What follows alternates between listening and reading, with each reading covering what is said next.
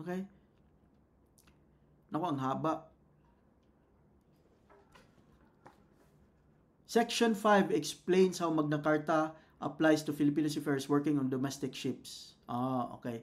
So, if you are working on the domestic, parang ano ba yan, inter-island ships that operate only within Philippine waters, it's a bit different from how it applies to those working on international ships. Okay. While domestic seafarers primarily covered by the Labor Code of the Philippines, which is according to this presidential decree, sobrang ano siguro, no, I'm not sure kung mabasa to uh, ng mga nanonood natin kasi sobrang liit eh. Paano kaya natin lakihan yan? Ganyan siguro, lakihan natin. Yan.